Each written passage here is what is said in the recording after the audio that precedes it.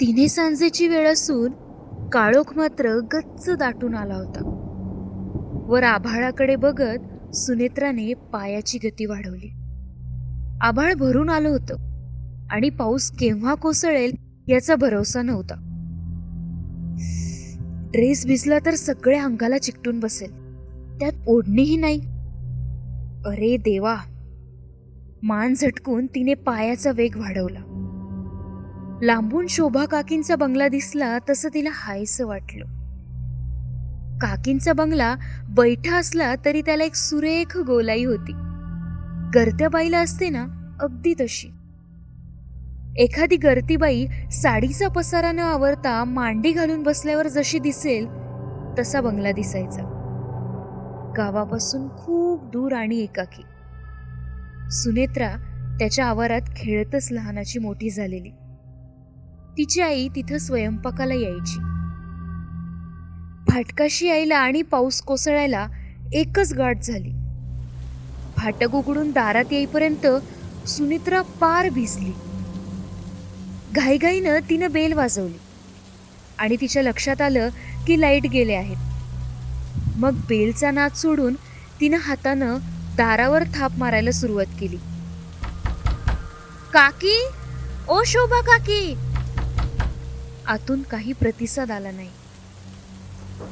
कोणीच नाही की काय घरात? पण असं कसं होईल? पाहुणे येणार, मदतीला ये, असा त्यांचाच निरोप आला होता ना. काकी, ओ शोभा काकी! सुनेत्राने पुन्हा हाक दिली.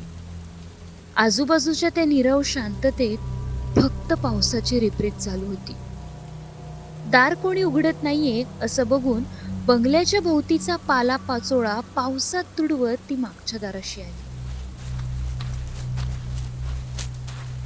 चेहऱ्यावरच ओघळणारं पाणी टिपत तिनं परत हाक मारायला सुरुवात केली. शोभा काकी, ओ शोभा काकी! काहीच आवाज येईना तशी ती वैतागली. परत पुढच्या दारात आली आणि काही चाहूल दिसली नाही म्हणून परत जायला निघाली.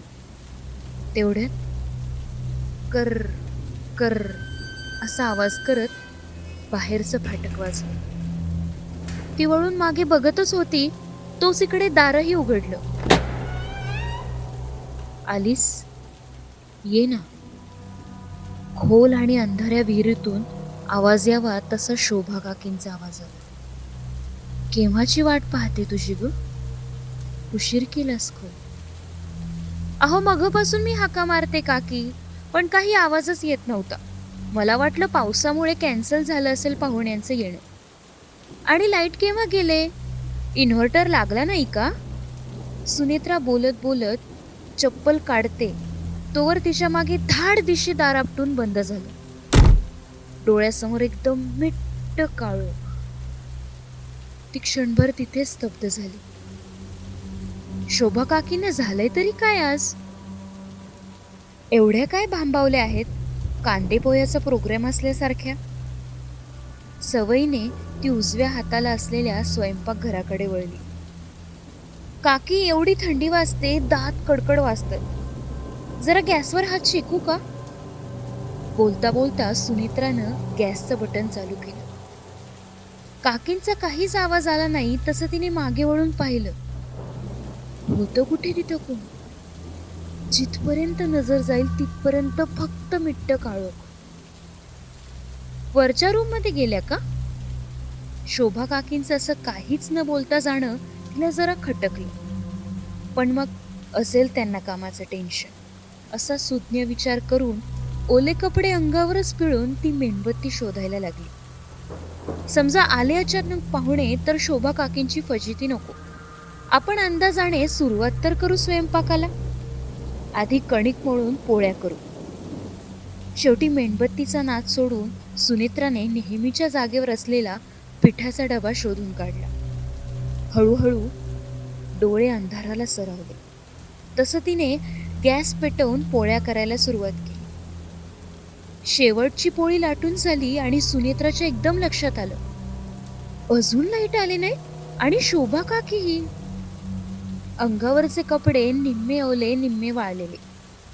ती तशी चाचपडत वर शोभा काकींच्या खोलीत निघाली. सगळ्या बंगल्यात अंधार भरून राहिला होता. सरावातलंच घर, पण आज किती अंगावर येत होतं. वरच्या मजल्यावर कोणीही नव्हतं. अचानक कुठे गायब झाल्या या? परत खाली येऊन ती पुढच्या दोन्ही खोल्यांमध्ये शोधू लागली. आईच्या ओरडण्याकडे लक्ष न देता घाईने निघालो. ती बिचारी म्हणत होती, पर्स घेऊन जा, मोबाईल घेऊन जा. आईच्या आठवणी सरशी सुनेत्राचे डोळे भरून आले. ती येईल ना नक्की शोधायला? आई, फार रात्र करून येऊ नकोस ग, लवकर ये. सुनेत्राचे डोळे पाजरायला लागले. कितीतरी वेळ ती एकटीच रडत राहिली. किती वेळ गेला माहिती नाही. ती येऊन आता 3-4 तास झाले होते. आजूबाजूला वस्ती फारशी नाही. जाताना असाच अंधार असेल तर काय करायचं? ताप होता आईच्या अंगात, म्हणून आपण आलो आणि असे अडकून पडलो. पण येईल आई तरी, येईल धडपडत बिचारी. नाहीतर शोभा काकींना सांगेल फोन करून की सुनेत्राला रात्री एकटं दुकटं घरी पाठवू नका. पण शोभा काकींचाच पत्ता नाही कुठे. ती परत हॉलमध्ये आली. फोन, माय गॉड, लँडलाईन आहे की इथे, याच्यावरून कॉल करू. तिने रिसिव्हर हातात घेतला मात्र, पण फोन डेड होता. नेत्रा मटकन खाली बसली आणि अचानक एक विचार मनात आला. ती आली तेव्हा शोभा काकींनी दार उघडलं. त्यानंतर त्या तिला कुठेच दिसल्या नाहीत. दारही लगेच बंद झालं आणि मगाशी तिने ओढून बघितलं तर ते लॉक झालं होतं. मग त्या आत गेल्या की बाहेर, की आपल्याला आत ठेवून गेल्या? पण त्या गेल्या तरी कुठे, कुठल्या दिशेने गेल्या? सुनेत्रा स्मृतीला ताण देऊन आठवायचा प्रयत्न करायला लागली. आपण बोलत बोलत थेट किचन मध्ये आलो. मग एकदम दार बंद झालं. समोर काळोखात काहीच दिसलं नाही. त्यांचा आवाज पण नाही. अशा कशा गायब होतील एकदम? काय करू मी, काय करू? कुठेच नाहीत या. मग मात्र ती खुर्चीवर बसून राहिली, वाट बघत. किती वेळ गेला कुणास ठाऊक. पाऊस चालूच होता. समोरचा काळा कुट्ट अंधार जाईना. एरवीही इतका काळोख असतो? इतकं? क्षणभर सुनेत्राला वाटून गेलं, नक्की लाईट्स गेलेत ना, की आपण आंधळे झालो? या विचारासरशी तिला धस्स झालं. छे, मगाशी गॅसच्या ज्वाळा दिसल्या की. मग परत उठून हाताच्या अंदाजाने सुनेत्रा पुढे पुढे सरकत हॉलच्या डाव्या बाजूला असलेल्या अरुंद खिडकीशी आली. पडदा बाजूला केला. देवा, जिथपर्यंत नजर जाईल तिथपर्यंत घनदाट काळो. कधी येणार हे लाईट्स? घरी जायचंय लवकर. आईला बरं नाहीये, घरचा स्वयंपाक करायचा आहे आणि उद्या कॉलेजला जर्नल सबमिशन आहे. कुठून आलो असं झालं तिला. आई पण ना, सांगितलं असतं या काकींना एखादा दिवस नाही जमते तर काय झालं असतं. आता बसा, काकी लवकर नाही आल्या तर काय करायचं? पण त्या गेल्या कुठे? तशीच पुढे चाच पडत मग ती दारापर्यंत आली. दार मगाशीच लॉक झालं होतं. आता काय करू? शोभा काकी, शोभा काकी, ती जोरात ओरडली. त्या शांततेत तिचाच आवाज तिला विचित्र, झिरका वाटला. घरात कोणीही नव्हतं. मोबाईल शिट आत किचन मध्ये राहिला वाटतं. तिला एकदम आठवण झाली. शी, किती मूर्ख आहे मी. मगाशीच का नाही सुचलं हे मला. पुन्हा एकदा चाचपडत ती किचन मध्ये आली आणि तिथेच थबकली. तिला आठवलं, आपण येताना काहीच घेऊन आलो नाही. अहो, बंगल्यात अडकून पडले मागचे कितीतरी तास. आहे का कोणी?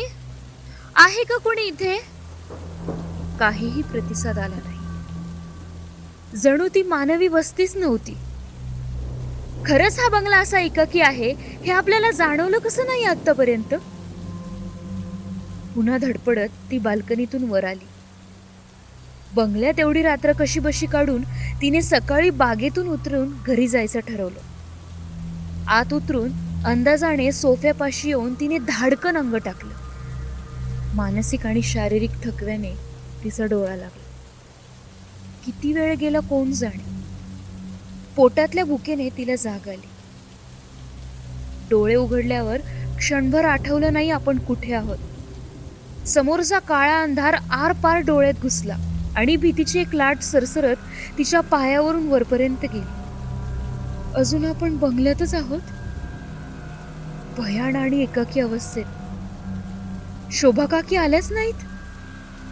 ती परत परत सगळं आठवायचा प्रयत्न करू लागली. अचानक तिला आठवलं की आपण जेव्हा बंगल्यापाशी, अरे किती वेळापूर्वी पण बंगल्यापाशी आलो तेव्हा तर दार उघडायच्या आधी बाहेरचं फाटकही करकर आवाज करत उघडलं होतं. मग कोणी आत आलं होतं की बाहेर गेलं होतं, की शोभा काकीच बाहेर गेल्या. पण मग आपल्याशी कोण बोललं? तेच तेच विचार करून तिचा मेंदू शिणून गेला. कशाशी काहीच सांगड लागत नव्हती आणि पोटात भुकेने आगीचा लोळ उठलाय याची जाणीव तिला झाली. सोफ्यावरून ती उठली आणि चाचपडतच किचनमध्ये आली. काय करू? बाल्कनी. देवा, आपण बाल्कनीतून उतरून जाऊ शकतो. नेत्रा चाचपडत वरच्या बाल्कनीत गेली. बाल्कनी फारशी उंच नव्हती आणि समोर जरी खूप अंधार होता तरी ही बाल्कनी बगीच्याच्या बाजूला होती. खाली उडी मारून उतरू, मग पुढे फाटकापर्यंत असंच अंदाजाने जाऊ आणि एकदा रस्त्यावर पोहोचलो की मग बघू काय करायचे. तिने अंदाज घेऊन उडी मारली. थोडंफार खरचटलं पण आपण बाहेर पडलो याचा तिला आनंद झाला. आता पुढे चाचपडत फाटकापर्यंत, मग रस्ता. तिला वाटलं सुटलो एकदाच. पाय आणि हातांच्या अंदाजानं पुढे चालताना तिच्या लक्षात आलं की हे जास्त अवघड झालंय. बंगल्यात वस्तू फर्निचरच्या अंदाजाने आपण हात लावून चाचपडत पुढे जाऊ शकत होतो, पण इथं ते नाही करता येते. त्यामुळे कुठल्या दिशेला फाटक आहे हे कळायलाही मार्ग नाही. पावसाने सगळा चिखल झालाय आणि रात्री रस्ता सापडलाच नाही तर कुठे भटकायचं? लहानपणापासून आपण येतो इथे. मागचं जंगल आणि बंगल्याचं एकाकी पण आपल्या लक्षात कसं नाही आलं? आजूबाजूला काळोखाचं साम्राज्य असताना कुठे भटकायचं? पावसात एखादा विषारी किडा नाहीतर साप आला तर काय करणार आहे आपल्याला? त्यापेक्षा वर बंगल्यातच बरे होतो आपण. निदान सुरक्षित तरी होतो. आत जाण्यापूर्वी शेवटचा प्रयत्न म्हणून तिने जीवाच्या आकांताने किंकाळी ठोकली. किचनच्या ओट्यावर तिने अंदाजे हात फिरवून बघितला. पोळ्या होत्या.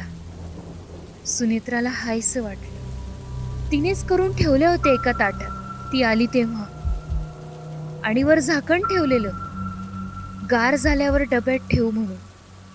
ती आनंदाने ताट उघडायला गेली आणि जोराचा भपकार आला. तिने हाताने चाचपडून पाहिलं. ताटात फक्त बुरशीचा लगदा होता. ओ माय गॉड, हे काय? असं कसं होईल? एका दिवसात कशी बुरशी लागेल? इतका वेळ सरळ विचार करणाऱ्या सुनेत्राला आता मात्र काहीतरी अघटित घडत असल्याची जाणीव व्हायला लागली. हे काहीतरी अमानवी आहे. मला इथे अडकून नक्की किती दिवस झालेत? शोभा काकी कुठे गायब झाल्या? आई ही कशी आली नाही मला शोधायला? नक्की मी आहे तरी कुठे? आणि हे सगळं काय आहे?